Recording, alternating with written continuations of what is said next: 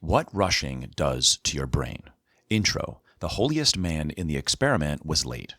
In 1973, two psychologists at Princeton Theological Seminary set up one of the most quietly brutal experiments in social psychology. They didn't need a prison, they didn't need electric shocks, they didn't need a fake mob, a fake jury, or a man in a lab coat saying, "Please continue." They needed seminary students, people studying religion, people preparing, in many cases, for ministry, people who'd spent serious time thinking about compassion, duty, sacrifice, God, neighbor, morality, and what kind of person stops for someone in pain. Then John Darley and Daniel Batson gave some of them a task: walk across campus, give a short talk. Some were told the talk would be about seminary jobs. Others were told it would be about the parable of the Good Samaritan, the most famous story in Western religion about a man who stops to help a suffering stranger on the road. Then the experimenters changed one thing: time. Some students were told they had plenty of time. Some were told they should head over now, and some were told they were already late. And on the route between one building and the next, the researchers placed a man in a doorway. He was slumped over, head down, eyes closed, coughing, groaning. In other words, the experimenters put the sermon in the walkway, and then they watched. The result is one of those facts that sounds like satire, except satire usually has the decency to be less well documented. When the students were not in a hurry, 63% helped. When they were in a moderate hurry, 45% helped. When they were in a high hurry, only 10% stopped. Some were literally on their way to talk about the Good Samaritan and still walked past the man in the doorway asking for help. That is what this episode is about. Not whether seminary students are hypocrites. That's the lazy version, and it teaches us nothing. The subject is about what rushing does to the human brain, because hurry is not just movement. Hurry is like a mental weather system. It narrows the spotlight. It shrinks the moral field. It turns people into task completion machines. It makes your destination louder than the person coughing at your feet. And that's where the frightening part begins. Most of us imagine our values are stored safely inside us, like gold in a vault. But Darley and Batson showed something more uncomfortable. Sometimes your values are not defeated by evil. Sometimes they're defeated by just running late.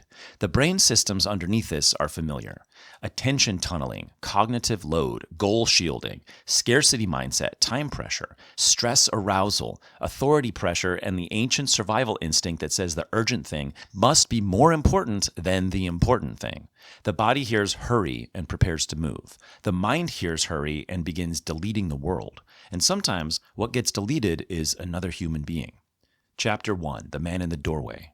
Darley and Batson's study had the kind of setup that sounds simple until you realize how sharp it is. The subjects were Princeton Theological Seminary students. They first completed questionnaires about religion and personality. The researchers wanted to see whether inner belief predicted helping behavior. Were some students more personally religious, more interested in religion as a path to meaning, more focused on career, more compassionate by disposition? Then each student was told to go to another building to record a talk. Some were assigned to speak about job opportunities for seminary students, and others were assigned to speak about the Good Samaritan. And that matters because the Good Samaritan is not a vague moral tale. It's almost aggressively on point. In the parable, a man is attacked by robbers and left half dead on the road. A priest passes by. Then a Levite passes by. The respectable religious people do not stop. Then a Samaritan, the outsider, the wrong kind of person, the one the audience would not expect to be the moral hero, stops to help him. The whole story is an ambush. It asks, are you moral in theory or moral on the road? Darley and Batson recreated that road. On the way to give the talk, each student encountered the same man slumped in a doorway, coughing and groaning. That was the test, not the questionnaire, not the theology, not the speech, the doorway. And the strongest predictor of helping was not what kind of talk they were giving. It was whether or not they were in a hurry.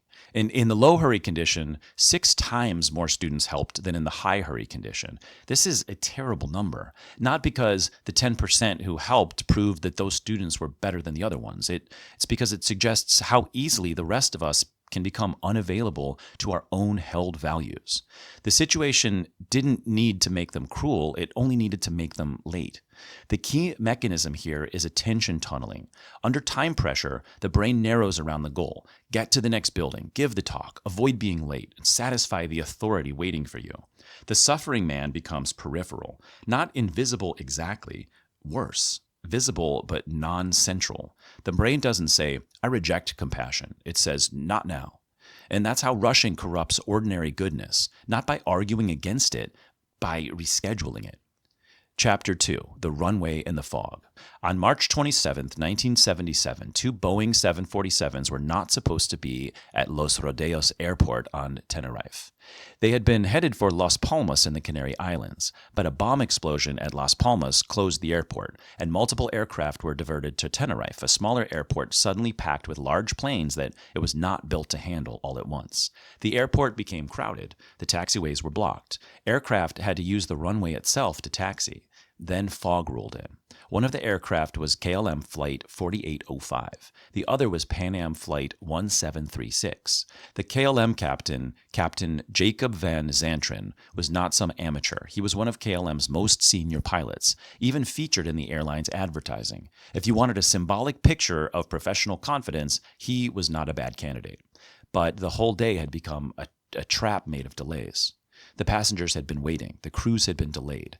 Duty time limits mattered. The airport was congested. Visibility was failing, and everyone wanted to get out of there. And that phrase, everyone wanted to get out of there, is dangerous in aviation, in business, in war, in families, and in group projects where someone says, let's just get this done. The KLM aircraft taxied into position on the runway. The Pan Am aircraft was still taxiing on that same runway, trying to find the correct exit in the fog. Radio communication became messy. There was ambiguous phrases, overlapping transmissions, and a fatal difference between route clearance and takeoff clearance. The KLM crew believed they were ready. The tower had not issued proper takeoff clearance. The Pan Am aircraft was not clear of the runway, but the KLM captain advanced the throttles. The giant aircraft began its takeoff, rolling into the fog. Inside the Pan Am cockpit, the crew suddenly saw landing lights coming towards them. They tried to turn off the runway, but it was too late. The KLM 747 struck the Pan Am 747. Fire consumed both aircraft. 583 people died. It remains the deadliest accident in aviation history. The Tenerife disaster was not caused by one simple thing. Accidents that large rarely are. It involved diversion, congestion, fogged, blocked taxiways, communication problems, cockpit hierarchy, and misunderstood clearances. But rushing is in the bloodstream of the event. The day had become a pressure cooker of delay and urgency. The goal narrowed. Depart, depart, depart. The bias is goal fixation, with authority pressure and time pressure tunneling. When people are rushing, they often stop asking, what's actually happening? They start asking, how do we get to the next step? And that shift can be lethal. The human brain under pressure wants closure. A runway wants precision. And on Tenerife, hurry and fog met inside a cockpit. The fog won. Chapter 3. The summer Europe ran out of time. In June 1914, Archduke Franz Ferdinand of Austria-Hungary was assassinated in Sarajevo. At first, the murder was a crisis. Then it became a timetable. And that's one of the most important psychological transformations in history. A crisis is frightening, but still open. People can hesitate, negotiate, threaten, retreat, posture, wait, bargain, misread each other, recover, or fail. A timetable is different. A timetable turns choice into sequence. Austria-Hungary blamed Serbia. Germany backed Austria-Hungary. Russia felt pressure to protect Serbia and its own status as a great power. France was tied to Russia. Britain watched the continent with dread. Everyone had plans, and that was the problem. The military machines of Europe had been built around mobilization. Railways, troop movements, logistics, alliances, and war plans depend on speed. If the enemy mobilized first, you might get trapped. If you hesitated, you might lose the advantage. If you waited for diplomacy too long, the trains might leave without you, or worse, the enemy's trains might arrive first. Germany's planning was especially haunted by timing. The nightmare was a two-front war against France in the west and Russia in the east. The solution was speed. Strike France quickly, then turn east before Russia fully mobilized. The Schlieffen plan was not just a strategy. It was a stopwatch. Once mobilization began, diplomacy had to argue with railway schedules, and railway schedules are not emotionally mature. In late July and early August, decisions accelerated. Ultimatums hardened positions. Partial mobilizations became full mobilizations, and declarations of war followed. The machinery began moving faster than the people controlling it could think. In early August, Europe was at war. The assassination had opened the door, but the rush shoved everyone through it. The psychology here is action bias, loss aversion, commitment bias, and institutional tunneling. Under threat, leaders often prefer doing something irreversible to tolerating uncertainty. Waiting feels like weakness. Slowing down feels like losing. Once a plan is built around speed, caution begins to look like sabotage. And that's what rushing does at an institutional scale. It converts time into enemy territory. It tells leaders, decide now, mobilize now, strike now, or be destroyed. Sometimes that's true. Often it's a story pressure tells the brain. In 1914, Europe did not simply choose war in a calm room. It rushed into a machine that rewarded movement over wisdom. Chapter 4. The mountain where turning around felt like failure. On May 10, 1996, climbers on Mount Everest were trying to reach the summit. They were in the death zone, above 26,000 feet, where the body's slowly losing an argument with altitude. There's just not enough oxygen. Thinking slows. Judgment dulls. Every movement is expensive. Weather changes quickly. Small mistakes might become large mistakes because there's so little margin left. Everett Summit Day has a rule that's simple and brutal. Turn around by a certain time, often 2 p.m. Because getting to the summit is not the victory, getting back down is. And that's the part the mountain keeps explaining and humans keep finding new ways to misunderstand. In 1996, several commercial expedition teams were high on the mountain at the same time. There were delays. Climbers waited near the Hillary Step. Some were moving slowly. Oxygen was limited. Weather was changing. But the summit was close, and that's the most dangerous kind of far away. Close enough to tempt you, far enough to kill you. Some climbers reached the summit later than planned. Then a storm hit. Visibility collapsed. Winds rose, temperatures plunged, people became disoriented and exhausted. By the end, 8 climbers died in one of the most famous Everest disasters. The story's been debated for decades. Guide decisions, client pressure, crowding oxygen, weather forecasts, commercialization, leadership, and the psychology of high-altitude ambition. But rushing sits inside the tragedy in a strange way. These climbers were not rushing like someone late to a meeting. They were rushing against a closing window. A summit window, a weather window, an oxygen window, a pride window. They'd spent money, months of preparation, years of identity, and enormous physical effort to stand near the top of the world. Turning around near the summit could be rational. It could also feel like tearing up the story of who they were. The biases are sunk cost fallacy, summit fever, scarcity pressure, and goal shielding. The brain fixates on the visible goal and suppresses the less glamorous truth. You still have to survive the descent. This happens everywhere, just at lower altitude. The startup rushing to launch, the parent rushing through dinner, homework, bath, and bedtime until the child becomes an obstacle to the schedule, the athlete rushing back from injury, the company rushing to close the deal, the couple rushing into commitment because slowing down would make their story less romantic. Hurry doesn't always feel frantic. Sometimes it feels heroic, and that's when it becomes especially dangerous. Chapter 5, The Man Who Didn't Hurry. On September 26, 1983, Stanislav Petrov was on duty at a Soviet early warning command center near Moscow. The Cold War was tense. Just weeks earlier, the Soviet Union had shot down Korean Airlines Flight 007 after it strayed into Soviet airspace, killing everyone aboard. Suspicion of the United States was high. Then the alarm system reported that an American missile had launched. Then more warnings appeared. The screen said the attack was real. The system was designed to detect incoming nuclear missiles. Petrov's job was to not personally start a nuclear war. His job was to report missile warnings up the chain of command.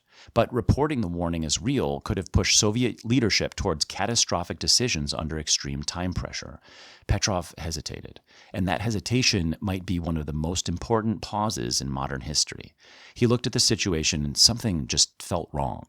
A real American first strike would probably not begin with only a handful of missiles. The system was new.